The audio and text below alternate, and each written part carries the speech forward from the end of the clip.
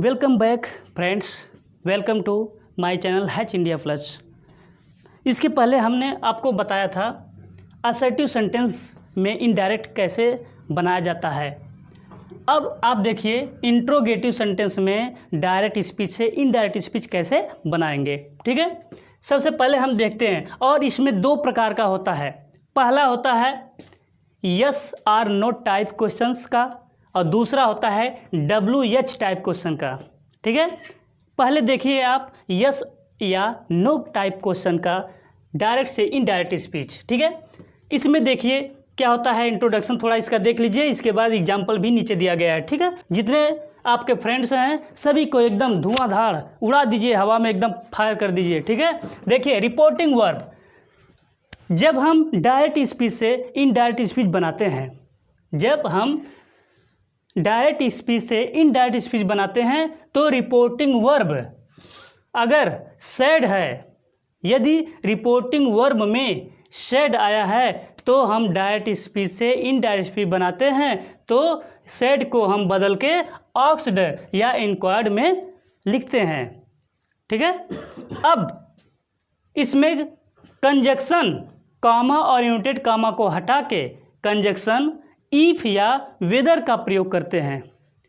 Number C, direct speech में reported part में आए हुए टेंस को हम असर्टिव सेंटेंस में बदल देते हैं, क्योंकि जो टेंस आते हैं रिपोर्टेड पार्ट में वे हिंदी वाक्य क्या से प्रारंभ होते हैं या इंग्लिश में वर्ब से स्टार्ट होते हैं, तो हम जब इनडायरेक्ट स्पीच में बदलते हैं तो उनको असर्टिव सेंटेंस में बदल देते हैं। ठीक है, देखिए इसमें पहला एग्जांपल देखिए, father said to the boy are you ill. देखिए हमने क्या कहा था कि इसका जो डायरेक्ट है स्पीच में आपका रिपोर्टेड पार्ट यही है, आपका यही यहाँ से यहाँ तक रिपोर्टेड पार्ट है। ये क्या है, वर्ब से स्टार्ट हुआ है, इसलिए इसको हम सेंटेंस को बदलेंगे असर्टिव सेंटेंस में। यहाँ पे लिखा है असर्टिव सेंटेंस में बदल देंगे। ठीक है, चलिए शुरू करते हैं। सबसे पहले father said to the boy, इसको बदलते हैं। यहाँ पे देखिए सेड टू पास्ट टेंस में है, इसलिए ऑब्जेक्ट है। ठीक है, तो सेड टू को हम किस में बदल देंगे, आस्क्ड या इंक्वायर्ड में। बदलिए, फादर सेड टू को हम आस्क्ड या इंक्वायर्ड में बदलते हैं, इसका एक नियम है, यहाँ पे लिखा गया है। ठीक है, तो यहाँ पे लिखेंगे आस्क्ड, फादर आस्क्ड। ठीक है, द बॉय, यहाँ पे कॉमा इन्वर्टेड कॉमा को रिमूव कर देते हैं और इसकी जगह हम कंजक्शन इफ या वेदर का प्रयोग करते हैं। तो शॉर्टकट आपका छोटा सा है, इफ है तो इसी को हम राइट कर देते हैं इफ। अब देखिए जो ये रिपोर्टेड पार्ट है हम इसको असर्टिव सेंटेंस में बदल देंगे, यानी कहने का मतलब सबसे पहले सब्जेक्ट, इसके बाद वर्ब, इसके बाद ऑब्जेक्ट, इसके बाद जो भी कुछ होता है लिखते चले जाते हैं। तो अब ये देखेंगे कौन सा टेंस है, क्योंकि ये रिपोर्टिंग वर्ब पास्ट टेंस में है इसलिए रिपोर्टेड पार्ट बदलेगा। ठीक है, टेंस के अनुसार। तो हम देखते हैं कि आर यू इल यह प्रेजेंट टेंस का है। ठीक है, तो हम इसको पास्ट टेंस में बदल देते हैं। और दूसरी बात, यहाँ पे सब्जेक्ट है जो हमने बताया था कल, या उसमें बताया था असर्टिव सेंटेंस में कि सेकंड पर्सन का अगर रिपोर्टेड पार्ट में सब्जेक्ट है तो रिपोर्टिंग वर्ब के ऑब्जेक्ट के अनुसार बदलता है। तो यहाँ पे ऑब्जेक्ट द बॉय है, तो बदलिए, तो हो जाएगा। सबसे पहले इसको लिखेंगे तो यहाँ पे द बॉय भी लिख सकते हैं, या थर्ड पर्सन का है तो हम ही प्रोनाउन से लिख सकते हैं, प्रोनाउन ही। ठीक है, अब ये आर है, ये प्रेजेंट टेंस में, इसको पास्ट टेंस में बदल देंगे तो वाज हो जाएगा। ठीक है, इसके बाद जो है आप वो लिख सकते हैं इल।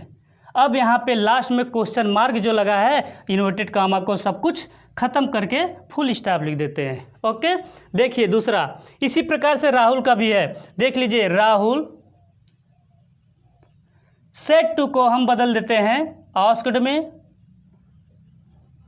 मोहन,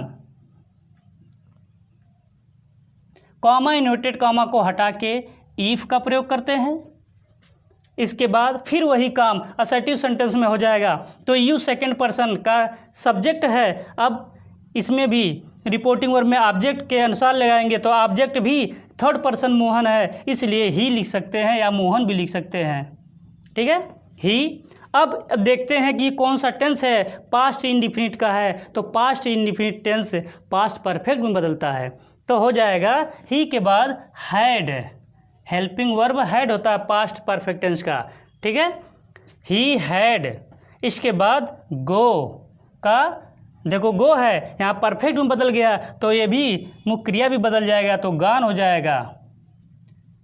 ही हैड गॉन, अब है देयर। देयर अब बदलता है। अब देखिए निकटता सूचक शब्द भी यहाँ पे आ गया है, स्टरडे, तो स्टरडे का होता है द प्रीवियस डे। ठीक है, लिख लेंगे the previous day, full stop, यानी इन्वर्टेड कॉमा और क्वेश्चन मार्क जो है सब कुछ हटके सिंपल में हो जाएगा Rahul asked Mohan if he had gone there the previous day. ठीक है, ओके, करेक्ट।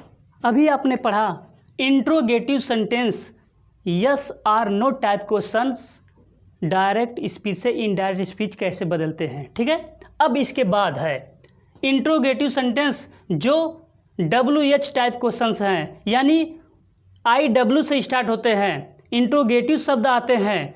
ठीक है, अब देखिए कैसे है, यदि डायरेक्ट स्पीच से इनडायरेक्ट स्पीच बनाते हैं तो उस समय रिपोर्टिंग वर्ब में अगर सेड आता है तो हम उसको बदलकर आस्क्ड या इंक्वायर्ड में बदल देते हैं। ठीक है, अब दूसरी बात वही चीज़ है जो yes or no type question में आस्क्ड या इंक्वायर्ड था, वही इसमें भी है।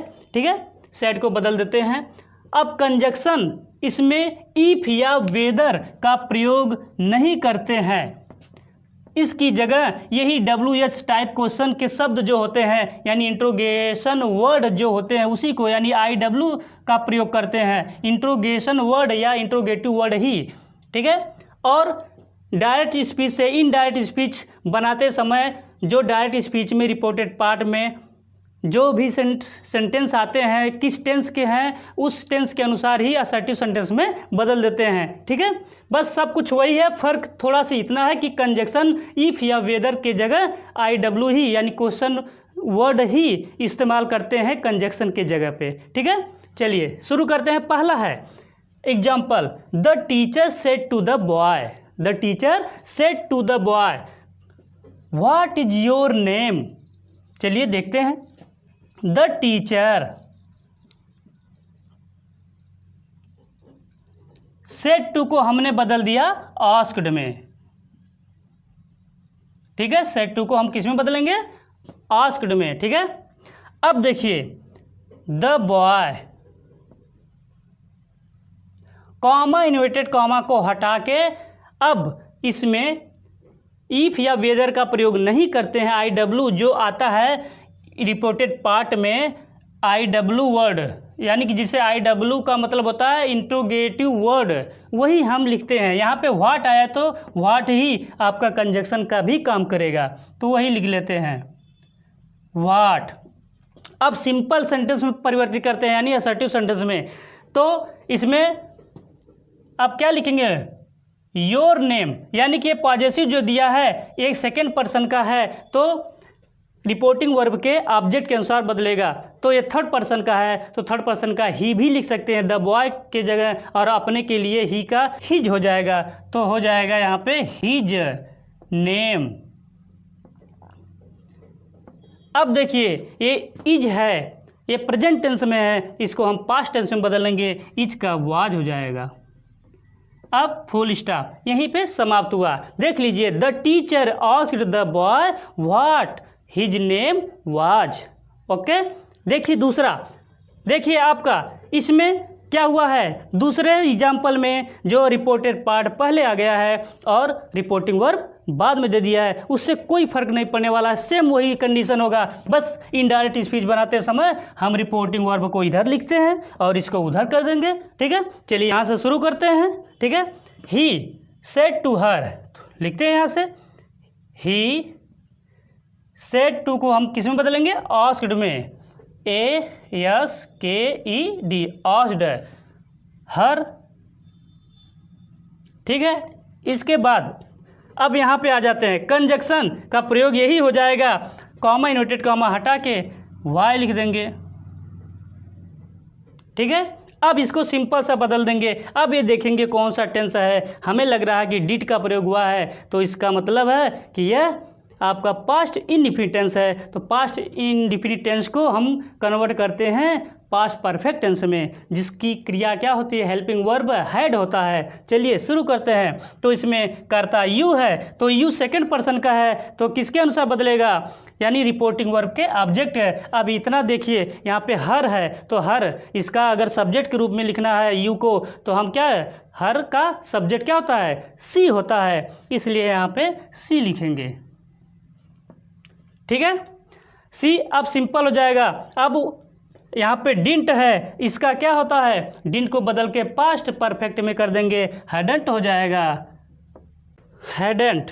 अब इसके बाद क्या बचता है, पुट, ये थर्ड फॉर्म है, पुट का पुट ही होगा, PUT, put on the hat, on the hat, full stop, हो गया आपका। He asked her why she hadn't put on the hat. ठीक है, ओके, समझ में आया हो, बहुत बढ़िया, धुआं उड़ा दीजिए एकदम, पढ़ के एकदम। जय हिंद।